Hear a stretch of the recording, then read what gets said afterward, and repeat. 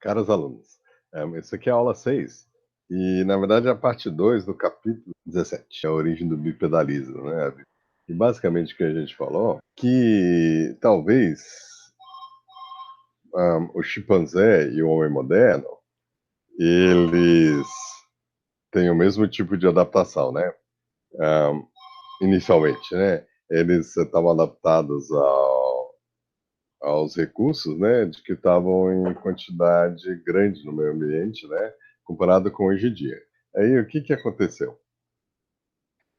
É, o, o mundo ficou mais seco. Aí os chimpanzés diminuíram o tamanho do grupo para não ter que andar tanto, enquanto que o homem aumentou a quantidade de distância que eles andavam. É isso aí, permitiu manter o grupo do mesmo tamanho.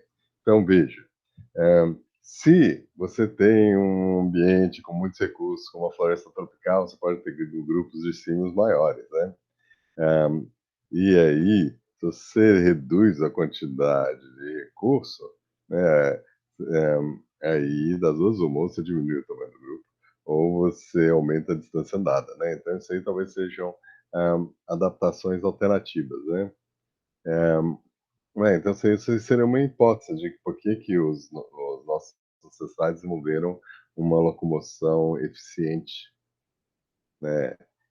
Então, digamos, é, mesmo que o, né, pois no começo do Mioceno, as florestas eram maiores do que no final do Mioceno, né? O que aconteceu? Você tem uma expansão, a diminuição das florestas e um aumento das savanas, né? Então, e não só savana, né? Pode ser floresta semidecida, né? Então você tem manchas onde tem água, onde tem lagos, isso e aquilo, que você tem árvores florindo o ano todo e produzindo frutos o ano todo. E depois você tem áreas intermediárias que só produzem frutos na época da chuva, tipo, né, as árvores do cerrado, que no cerrado tem manchas de mata, o cerradão, né? E as árvores produzem fruto, mas é uma estação semidescida, né? Então, é uma estação seca, estação úmida e produz frutos na estação úmida, né? Então, talvez, a distância que você tinha que percorrer no chão aumentou. E eles andavam de uma forma eficiente no chão até chegar nas árvores com fruto, aí ele subia, né? Então, né, esse aqui funciona para se os nossos ancestrais foram para a savana e funciona se os nossos ancestrais foram para uma região com menos recursos, tá? Essa aqui é a hipótese de que o ser humano moderno, ele tem uma adaptação para um ambiente de savana. No ambiente de savana o sol é intenso e ao meio-dia um chimpanzé recebe o sol no lombo, né? Enquanto que no ser humano moderno, o nosso andar bípede faz com que no meio-dia a gente receba muito menos sol do que um chimpanzé andando no chão, né? Então, por quê? Porque o nosso lombo está de pé ao invés de estar perpendicular ao sol, né? Então, o chimpanzé, conforme das 6 às 9 da manhã, a quantidade de sol que ele recebe é mais ou menos igual à nossa. Mas a partir desse momento, a quantidade de sol que ele intercepta é muito maior do que a gente. Então, isso seria uma adaptação para o sol da savana. Como a gente sabe, isso aí provavelmente está errado, né? Que é a forma do pé do Australopithecus, do chimpanzé e do homem moderno, né? E basicamente o que a gente tem é um chimpanzé tem um polegar oponível, né? Lembra um pouquinho os Sahelanthropus, né? E se bem que os Sahelanthropus são mais de 90 graus, né? Mas o Australopithecus tem o dedão apontado para frente, mais comprido. Então aí ele consegue andar, né? É, bom, as pegadas de Laetoli mostram andar bípede, né? Então, né, é, Australopithecus afarensis, e a partir daí, né, eles têm a capacidade de andar bípede com facilidade, né? Então, esse andar eficiente já tinha evoluído, né? Bom, a hipótese da corrida diz que as diferenças que o gênero Homo tem em relação aos australopitecos é que os australopitecos se tornaram bípedes e o gênero Homo começou a correr. Então, essa hipótese é uma hipótese de que a evolução de algumas características humanas pode ser explicadas como uma adaptação à maratona, né? A correr longa distância. Essa hipótese sugere que essa corrida é, é, trotando de longa distância era importante para os hominídeos para obter comida. Então, os pesquisadores propuseram que essa capacidade de correr a longa distância é uma adaptação para, provavelmente, originalmente, chegar mais cedo e mais rápido. É mais você vive no ambiente que tem leão, tem leopardo, tem hiena gigante, tem ursos, né? Há uns 3 milhões de anos atrás tinha ursos na África, né? Tinha de tigres de sabre, então tinha uma grande quantidade de predadores, a maioria deles capazes de devorar seres humanos, né? Então, os seres humanos, eles ficavam observando os urubus, né? Quando eles viam os urubus descerem, eles começavam a correr. E esse correr, nossa, é um correr duradouro, né? Então, quando a gente compara, quando a gente anda, é um andar muito mais estável, muito mais eficiente, né? E a gente está apoiando o corpo num pé e o outro pé está dando movimento pendulado. Durante um breve momento, o nosso calcanhar e o dedão do outro pé estão no chão ao mesmo tempo. Aí depois a gente apoia o corpo no outro pé e o outro pé faz o movimento pendular, né? Isso é bem eficiente. A gente faz uma troca cinética entre um pé e o outro pé. E a energia é transformada em energia cinética e energia potencial da gravidade, né? Energia cinética. Então, o nosso pé está, né, vai, desce, aí a gente troca, aí o outro pé que está subindo fica no alto. Então a gente vai trocando energia, isso aí ajuda a gente a andar. Agora, correr, a gente fica mais tempo no ar e menos tempo no chão, né? Então a gente tem mais períodos em que a gente está, na verdade, é, sem apoio no chão, né? Você empurrou, o pé está no ar e bate outro pé, aí gira, empurra e bate. Então, veja, você tem períodos em que o pé direito está no chão, depois o pé esquerdo está no chão, e tem períodos em que nenhum dos pés está no chão. Então, são períodos aéreos, né? E o que é interessante é que nesse movimento você chacoalheja muito mais. Na verdade, a energia que você gasta é 3 a 4 vezes maior, né? Então, por exemplo, se você pesa 100 quilos, os seus tornozelos têm que lidar com de 200 a 400 quilos o equivalente, né? Porque você está correndo, então essa energia é uma energia considerável, né? E a gente tem uma série de adaptações associadas a isso. Agora, aqui é uma comparação, né? Você veio num gráfico, né? Então, antes eu lembrava melhor o que, que era isso. Mas, mais ou menos, o que acontece é que a gente tem... é, né, aqui é o consumo de oxigênio, né, de um lado, e ali é a velocidade do outro, né? Então, conforme a gente está andando, tanto a gente quanto o cavalo é muito eficiente, né? Essas caminhadas, só que como a gente tem 2 pernas e o cavalo tem 4, é, e é isso aí distribui o peso e assim por diante, no fundo, o andar bípede gasta mais energia do que o andar quadrúpede. A gente põe mais peso nas patas e a gente tem que chacoalhejar isso aí, né? E aí os nossos músculos trabalham mais duro para fazer isso funcionar. Então, e os cavalos e cachorros, isso aqui, tem um monte de adaptações, né? Andar de tigre, né? Redução do peso, aumento da coluna vertebral para poder funcionar com uma mola. Então, as adaptações anatômicas de cavalos, cachorros, vacas e assim por diante fazem com que eles sejam mais eficientes no andar e no correr. Agora, a gente tem dois modos. Ou a gente anda ou a gente corre, né? O nosso correr,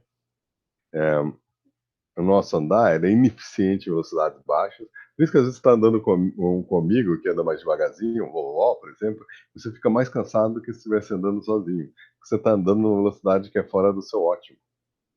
E quando você numa velocidade fora do seu ótimo, você consome mais oxigênio do que no seu ritmo próprio.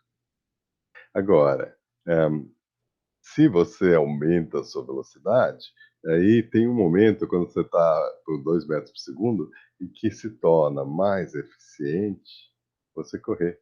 Porque se você andar nessa velocidade acima de 2 metros por segundo, aí você, aí você gasta energia, né? Bom, aí, agora, se você corre, você você gasta a mesma quantidade de oxigênio, não importa muito a velocidade, né? Pelo menos nesse trecho de 2 a 5 metros por segundo, você gasta, e é uma quantidade de energia maior do que o cavalo. Então, olha, o cavalo ele prefere andar ao metro por segundo, trotar a 3 metros por segundo, ou galopar a 6 metros por segundo, né? E toda a dinâmica das pernas é diferente, né? O cavalo, normalmente, quando ele está andando, ele vai trocando o peso, né? Você tem duas pernas no chão e duas pernas aéreas. No trote, ele tem duas pernas no chão, duas pernas aéreas, né? E o Só que ao invés de fazer duas andadas, né, com pernas alternadas, ele tá, na verdade, ele, é, né, ele tem períodos aéreos maiores, né? E no galope, né, é uma prata por vez que fica no chão, né? É um período aéreo ainda maior, né? E você aí, ao invés de você bota uma pata, outra, bota uma pata, bota outra, né? Frequentemente você às vezes tem três patas no chão e uma indo para frente. Você tem duas patas sempre no ar e duas patas sempre no chão. Normalmente você só tem uma pata no chão por vez, né? Em períodos aéreos grandes, né? Mas o que acontece? Aqui a gente tem as velocidades em que você troca a passada, né? E a velocidade que você troca a passada coincide com a velocidade que andar numa velocidade maior, você ia gastar mais energia do que correr nessa velocidade, tá bom? Agora, tem várias características, se vocês compararem o Australopithecus, o chimpanzé e um homem, um Homo erectus, você descobre que, na verdade, o chimpanzé é muito ineficiente, né? Comparado com o ser humano, porque a gente tem um ligamento nucal que ajuda a segurar a cabeça de pé, a gente tem toda essa musculatura associada ao ombro e às costas, né? Ombóide, serrátil, assim por diante, né? É que eles ajudam a fazer esse movimento estabilizador, né? Que quando você levanta o pé esquerdo, você usa o braço direito e assim por diante. Então, né, isso aí ajuda a manter a estabilidade. E tem um glúteo grande que não é usado para andar, mas é usado para correr. E a gente tem os tendões na planta do pé e no calcanhar que armazenam energia, e o chimpanzé não tem isso. Quando você compara com o Australopithecus é completamente bípede, ele anda muito bem, mas ele corre muito ruim. Então, veja, tudo isso aí é para contar que os australopitecos eram andadores, mas não, eles não eram corredores. E a partir de Homo erectus, alguma coisa muda. E eles passam a fazer uma coisa diferente dos australopitecos. Então, quase certamente, os australopitecos tinham uma ecologia completamente diferente do genoma, completamente diferente dos símios, né? Agora, quando você olha, é, né, o problema desses gráficos aqui é que tirei do artigo onde foi lançada essa hipótese, né, do corredor e o gênero Homo se tornou um corredor de longa distância. Basicamente, o que ele fala é de que os corredores humanos são comparativamente lentos, né? O Usain Bolt consegue correr no máximo 36 quilômetros por hora e não consegue manter isso por nem mais do que 15 segundos. Em contraste, os cavalos, sabe aqueles cachorros de corrida, o galgo, né? E antílopes, podem manter velocidades de 15 a 20 metros por segundo, ou seja, 54 a 72 metros a quilômetros por hora, por muitos minutos. É, e a gente gasta o dobro da energia do que eles gastam para cobrir a mesma distância para um mamífero do mesmo peso. Então, a gente não é adaptado para correr. Mas a gente também temos menos capacidade de manobra e a gente tem as modificações estruturais que tornam a corrida deles eficiente, que é dedos digitígrados, ungulígrados, elongados e para você reduz a massa distal e aí você tem o fêmur e o húmero menor, né? É uma redução dos elementos proximais, né? Então aí você torna mais comprido a ponta e você torna mais curto essa parte, né? Reduz a massa distal, torna mais eficiente. Quando as espécies galopam, eles mantêm, né, velocidades que permitem eles correr muito mais rápido que os humanos. A velocidade máxima para um quadrúpede de 65 quilos é 7,7 metros por segundo e cavalos de elite pode correr 10 quilômetros a 8,9 metros por segundo, né? Então, veja, eles podem atingir 15 a 20 metros por segundo, mas eles preferem correr numa velocidade menor, tá bom? Isso é interessante, porque quando você olha a velocidade do correio por cavalos, né, do Pony Express, então isso aí antes do telégrafo e antes do trem, né, uma velocidade máxima do Pony Express era é, né, era mais ou menos isso, né? 8,9 metros por segundo, né? Ah, é. Não, os cavalos cobriam 5,8 metros por segundo. E isso aí, na época, ó, os mongóis usavam esse sistema, os cowboys usavam esse sistema, né, no oeste americano, né, o Império Romano, os gregos, os persas, e todo mundo, né, máxima velocidade que eles conseguiam no correr era 5,8 metros por segundo, nessa, né, transporte de cartas. Por quê? Porque o cavalo, se ele puder escolher a velocidade que ele vai correr numa velocidade muito menor do que 10, né? Do que era 10 a 15 metros, né? Por segundo, né? Bom, e aí? Os wildebeest, eles preferem correr a 5,1 metros por segundo, né? Seres humanos podem exceder essa velocidade de galope preferida, um quadrúpede de 65 quilos, e ocasionalmente pode exceder a velocidade de cavalos, especialmente em distâncias extremamente longas, que impedem que esses animais façam seu galope ótimo. Tá bom? Então, basicamente, o que a gente está dizendo é de que um corredor de elite, num terreno acidentado, né, ou seja, um gramado lindo, isso aqui não. Mas um lugar tipo o oeste americano, cheio de pedras e montanhas, isso e aquilo, um corredor de elite pode chegar antes de um cavalo, tá? Simplesmente porque em distâncias muito longas, os animais não correm na velocidade que eles podem correr, né?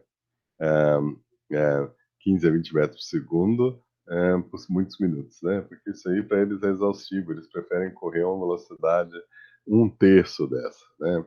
Então de 5 a 7 metros por segundo, né? E isso a gente consegue fazer, principalmente os 5 metros por segundo, né? Bom, então, conclusão, os chimpanzés eram quadrúpedes, andavam nos dedos e subiam árvores.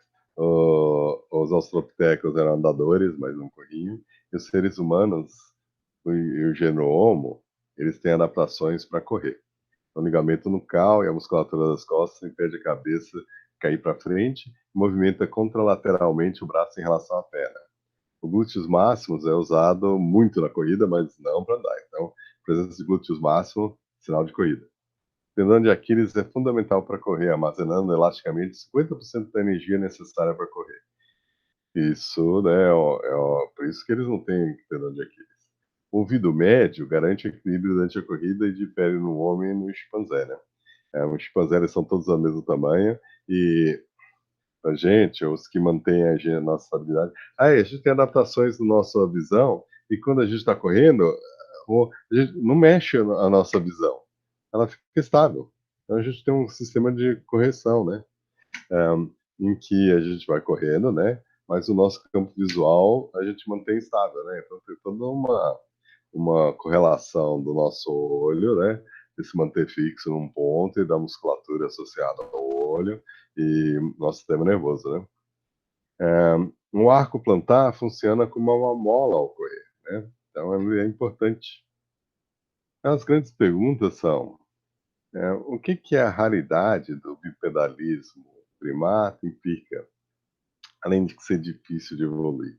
Bom, ele deve ter evoluído associado a alguma característica ecológica dos australopitecos. Então, os australopitecos estão fazendo uma coisa que os símios hoje em dia não fazem.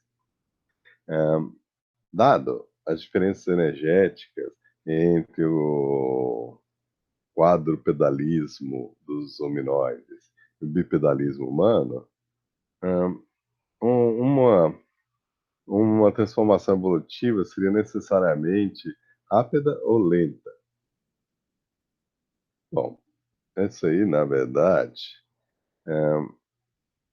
a gente inverte, a gente se torna muito mais eficiente. O bipedalismo, que é super ineficiente para os chimpanzés, é muito mais eficiente para a gente. Então, eles gastam menos, eles consomem menos oxigênio andando no nó dos dedos. Se eles pegam alguma coisa e saem andando bípedes, eles são muito menos eficientes. E a gente é o contrário. E talvez essa mudança talvez tenha que ser rápida. Mas, ao mesmo tempo, mesmo um bípede ineficiente, se ele passa muito tempo no chão, ele pode ter vantagem andando bípede do que um quadrúpede, que é obrigado a ficar no chão muito tempo. Então, talvez gradualmente, conforme o clima foi mudando, o bipedalismo foi ficando melhor, né? Aí tem um momento em que talvez houve uma mudança abrupta, né? Quando a gente começou a ficar muito mais tempo no chão. Então, né, fica para vocês, releiam o texto e vejam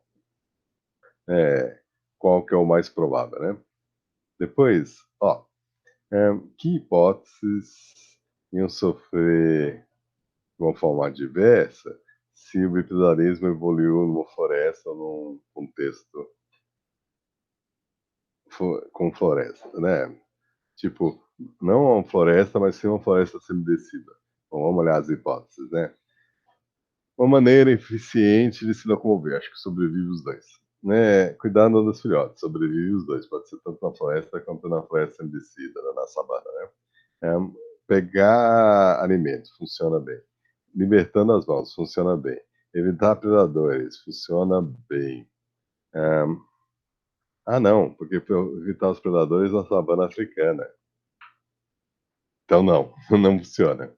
Na verdade, libertar a mão para você poder fazer ferramentas não é importante, porque as ferramentas passaram a ser feitas entre 2,5 milhões de anos atrás. E o bipedalismo surgiu bem antes, mais de 4 milhões de anos atrás, né? Então não foi isso. E depois, seguindo as manadas na savana. Perdeu. Então, uma maneira eficiente de andar, sim, se os recursos estão em manchas na floresta semidescida, tá? Se não, se é para andar na savana, já errou, tá bom? Bom, então acho que a gente respondeu essa aí direitinho, né? Depois, poderia um hominoide que era completamente parecido com o símio, além de ser bípede, ser classificado como hominídeo? Sim, porque a gente considera os australopithecus hominídeos. Na verdade, hominídeo é uma definição filogenética, né? Então, entre o ancestral comum do chimpanzé e o homem, tudo isso aí é hominídeo. Então, acho que a gente respondeu isso, então eu acho que eu vou terminar aqui, né? Vamos, né, desligar, né? É, então vamos parar a gravação, né? Interromper a gravação, então até mais aí, até o próximo segmento. Interromper a gravação. Tchau.